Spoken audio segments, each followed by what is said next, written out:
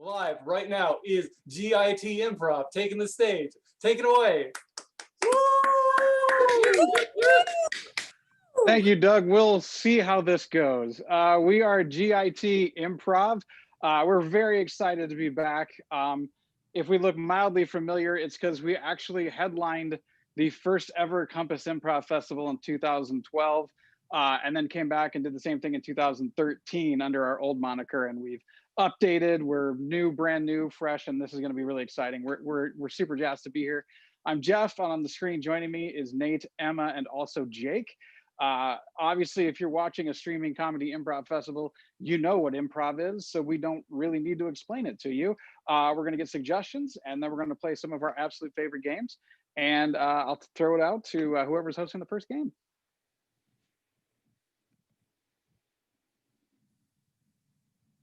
The host of our first game, which is Changing Emotions.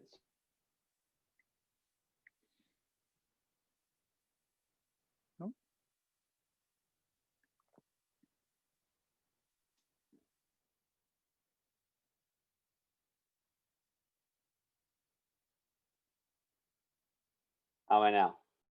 There he is.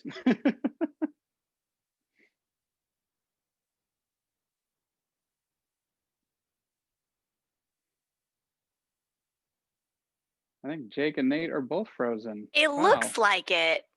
Well, welcome to improv. Folks. Welcome to virtual improv. Well, Emma, let's improv this moment. How are you, Nate? Sure. Yeah, Jeff, let's. I get mistaken for Nate a lot. It's perfectly fine. Nate looks like he's frozen as well. You know, we're all wearing black shirts. Mm-hmm. The bandwidth was working before. Jake's kind of moving now. Can you hear me and see me? Nate, you're frozen. By the way, this is not part of the show. This is. It sure isn't, Jeff. It sure isn't. Just remind the viewers at home that. Oh, it's all part of the show. It's right. Well, there's Nate. There's Nate. Hey. And Jake. Okay, we're moving. Awesome. Look, folks at home, we generally do our first couple of scenes in the dark anway, so we're really trying to give you the authentic experience. The true experience. You wanted to see how it goes, and this is how it goes. Here it is. All right, I think we're ready.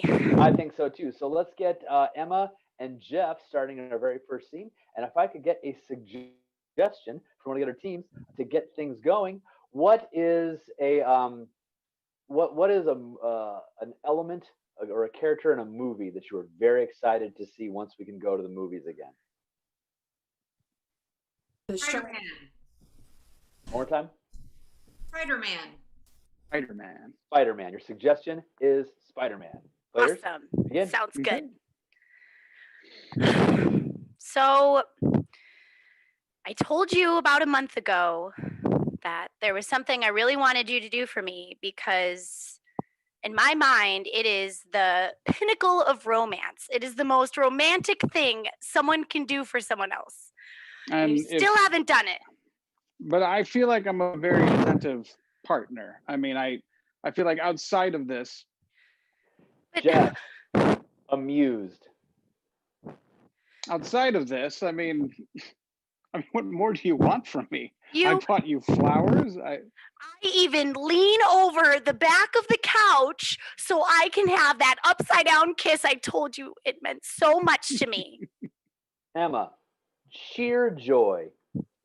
And it's so funny the way you do that too. When you lean back, it's like, do I push you over? Do I kiss you? I don't know what to do. No, listen though, I am pleased, and I'll tell you why, because I finally have a reason to break up with you. Jeff, confused. Wait, we're dating? You qualify us as a couple? Like what we have is like a relationship? Yes, and now I have a reason to never talk to you again, and it's simply because you didn't give me an upside down Spider-Man kiss, and I'm still overjoyed. Emma, taking umbrage. Well, I guess you should have told me you wanted an upside down Spider-Man kiss. I mean, that would have fixed everything. Parker, Watson, I'm your downstairs neighbor, and I am fed up with all this arguments that I've been hearing. I need more peace. I need more conversation. I need you two to start getting along. Do you understand me? And I need pictures of Spider-Man. But JJ, don't I see you enough at work? Nate, half speed.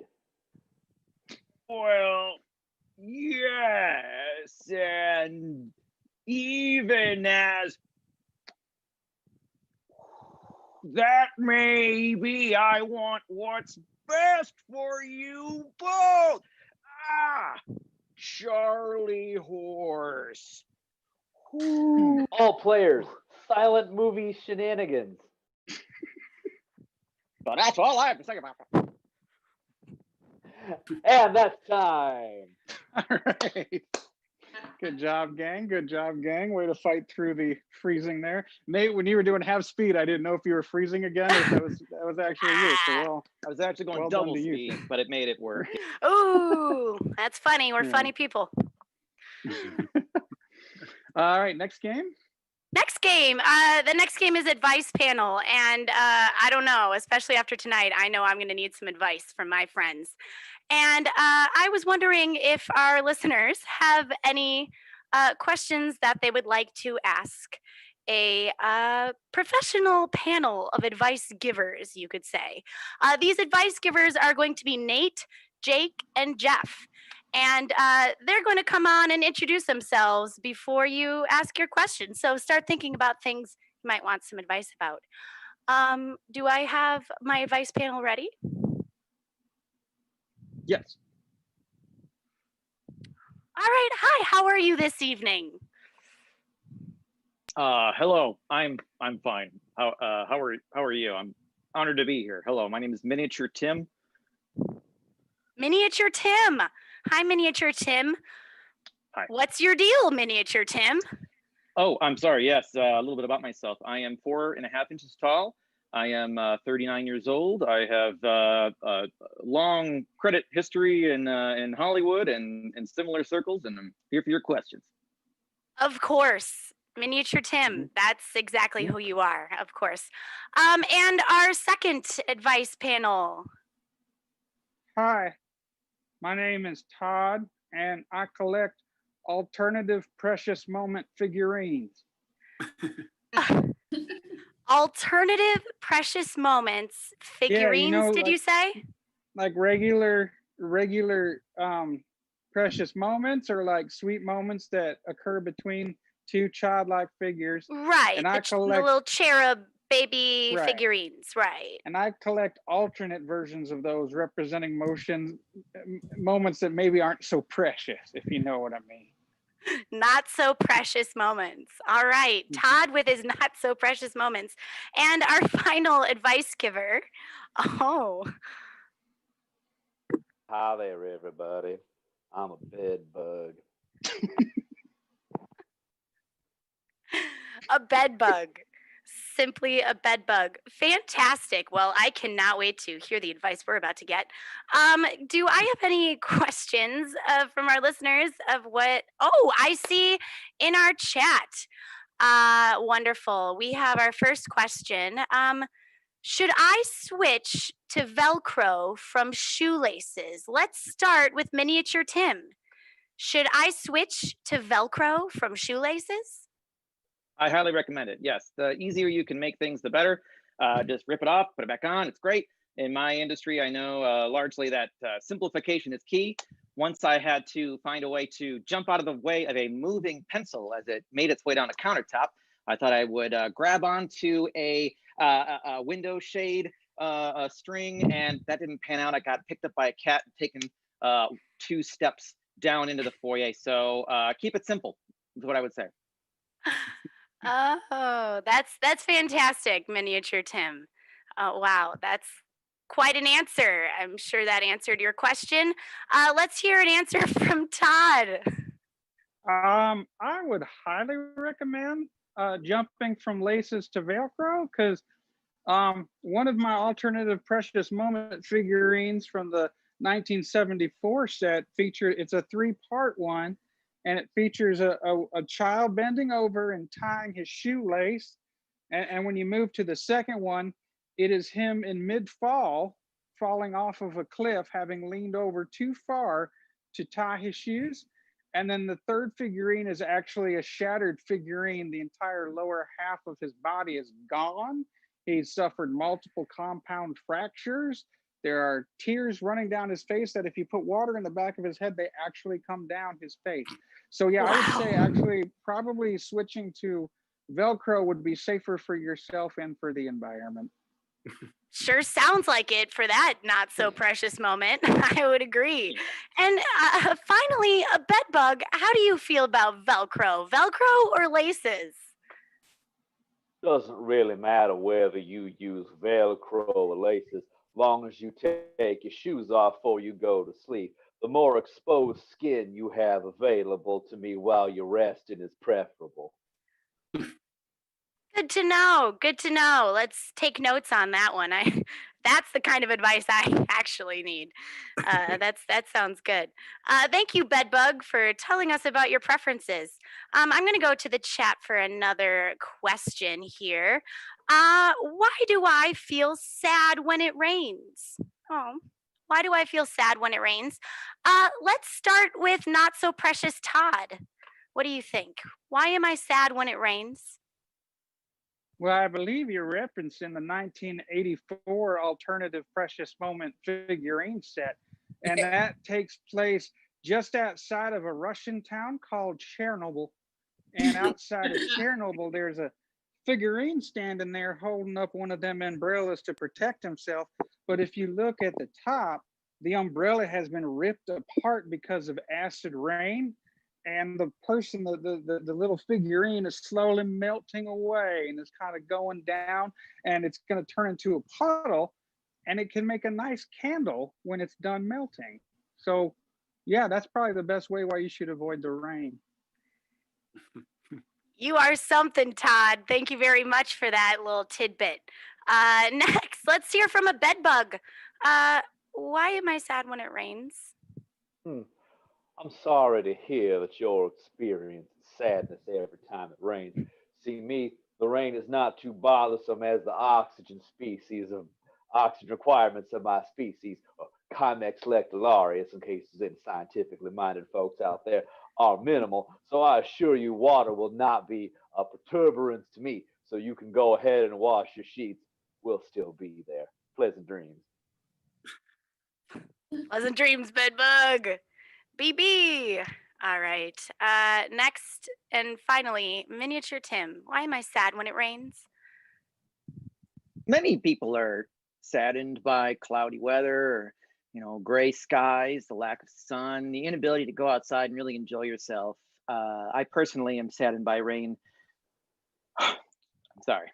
I've lost 8 cousins to sudden downpours. It comes in and water droplets, they're bigger than they seem. Believe me, they're much bigger in person. And, I had an uncle who worked on Shiny Time Station. He was one of the jukebox guys. And he used to tell me, you're just striving for that quarter that Ringo Starr is going to put in your pocket one day. And it's been a real battle against the elements, mostly weather, ever since. I heard that's what the demise of your good friend Thumbelina was, right? Well, we weren't really talking at that point anymore, so. Sorry to bring that up. I'm sorry to bring that up.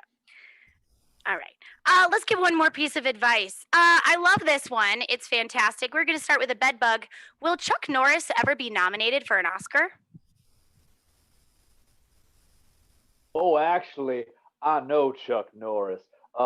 Me and my about 1 million brothers and sisters infested his house one time, and I saw him reading from a script that was maybe an Oscar bait movie that he might try to be in, around Oscar season, December, January. But I assure you, tough as you all may think he is, his skin's no tougher than anyone else's.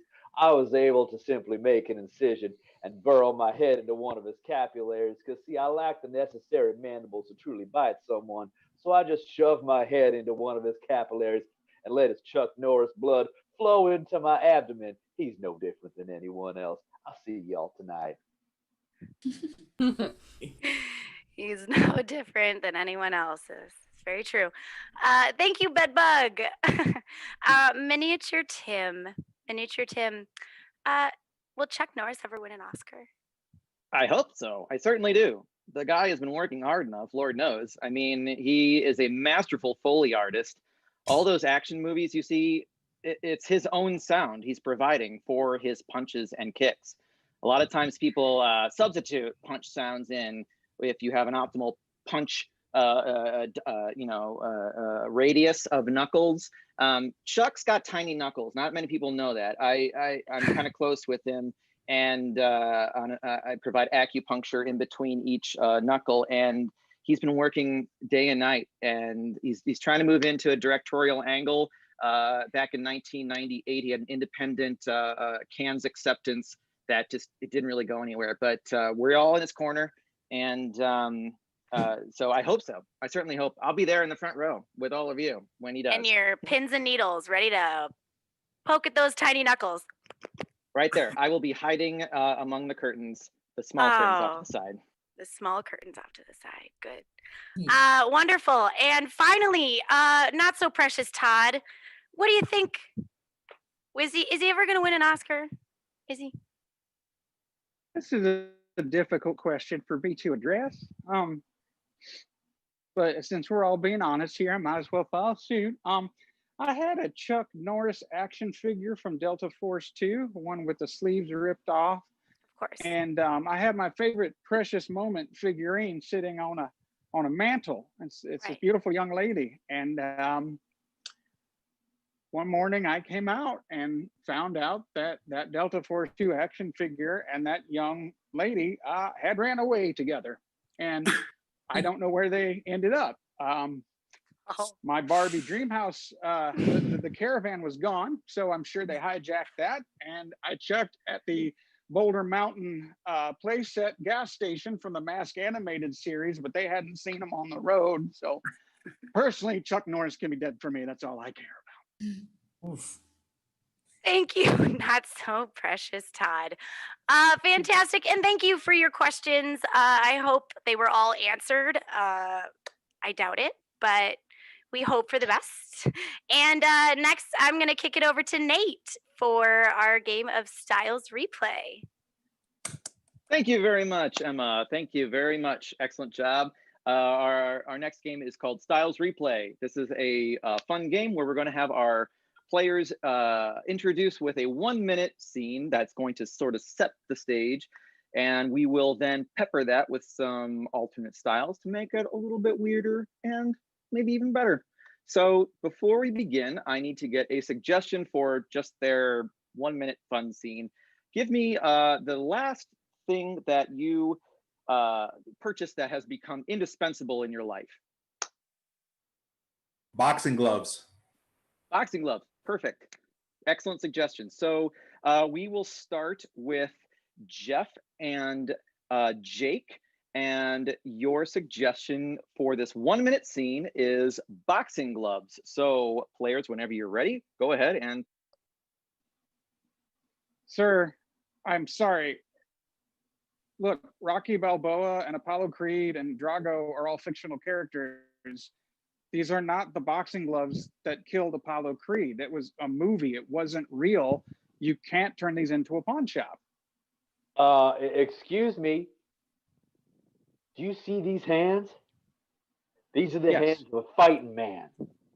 So, I mean, whether they were on Rocky's hands or Apollo Creed's hands, Drago's hands, they've been on my hands, which means they're just as good. Take them.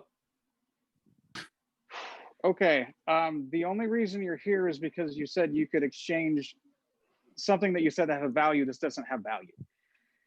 Hey, You want to see my fist and see how much value it has? hey, you got a razor for this eyelid in this pawn? Can I pawn? Can I You wanna backwards pawn? use- I need a razor to slit my eyelid is what I'm trying to say. You need a good You cut wanna man for the use corner? 'Cause I know a good razor. cut man. I want a razor that someone has pawned, and I want to slit my That's face with it. That's a very specific ask for. There's a perfect moment for us to call our scene. So your last line is going to be something Emma said about slitting her face open.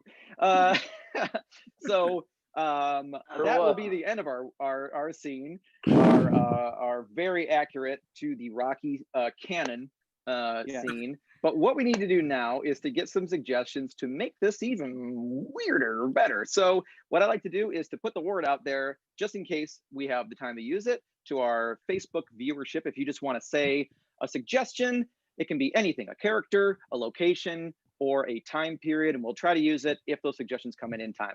If not, or we're just going to go ahead and get started. From our chat group, can we please get a suggestion of, let's start off with some accents. Could I hear an accent you might hear within the continental United States? Southern. Southern, okay, excellent. So now may I get an accent that you might have outside the United States, anywhere? Italian. Italian, excellent. And finally, I would like a fictional or otherwise not realistic accent from a work of fiction or from, well, I guess it's all a work of fiction. Moira Rose. Moira Rose, okay, perfect. So from Schitt's Creek, our suggestions from Schitt's Creek, yes. Okay. So we have Southern, Italian, and Moira Rose. I will let all three of you pick whichever accents you want. So players, whenever you're ready, let's see that scene repeated once more in the style of accents. Okay. I'm gonna tell you this. You come into my shop, you say, hey, I got a bloody gloves. I look at the glove, there's no blood on the gloves. You say, I got a bloody glove with the O.J. Simpson? No. Is it Apollo Creed? No, there's no blood on the glove. And you come into my shop, you want this. I can't accept this. I can't accept this. I'm gonna tell you something. I don't care if that glove belonged to Rocky. I don't care if that glove belonged to Apollo Creed. And I sure don't care if it belonged to that Ruski Ivan Drago. See these hands? These are the hands of a fighting man. These gloves were on my hands, so they have something of value. The only reason I let you into this pawn shop and pizzeria is because you said you bring us something of value, and there's no value in this. Can I help you? Listen, I need a razor for my eyelid because it's swollen and puffy and I can't see out of it. And I want it to be grungy and dirty and used from a pawn shop, which is why I came here. Well, I assure you, I myself am grungy and dirty and used, if that helps. And scene, perfect. Good job, players. I'm trying to make it different from the two Southern characters we had in the last game. And good on you. Points. I am writing down 5 points. 5 points to Jake. Good job, Jake. You now are on the board with 5 points. Yes, next, could I please get a suggestion that pertains to a period of history predating like the last 100 years or so? Actual history, as they would say. Paleo-Indian. Okay. Oh, okay. This is going to be too easy. We rehearsed with this style. So yeah, players, your suggestion is Paleo-Indian in whatever way you would like to use it. Sure Whenever is. you're ready, 1 minute begins now. this is a fascinating. Hi, yeah, I need your attention. I'm not sure what this is that you brought.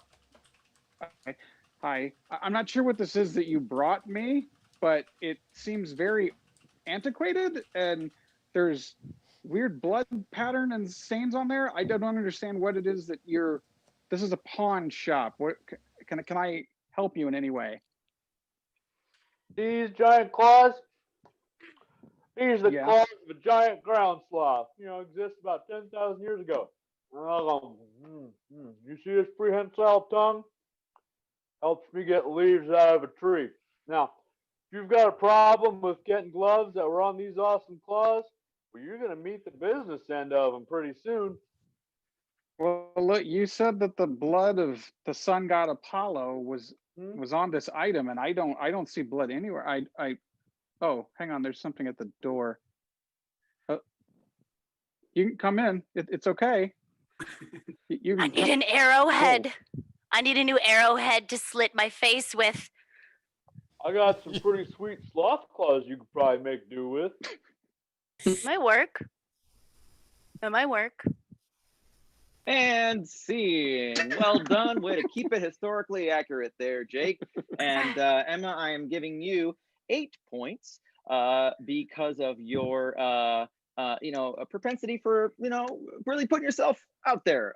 Thanks. I went the extra mile. Thank you so much you for really noticing, have- Nate. You've gone several extra miles, yes. And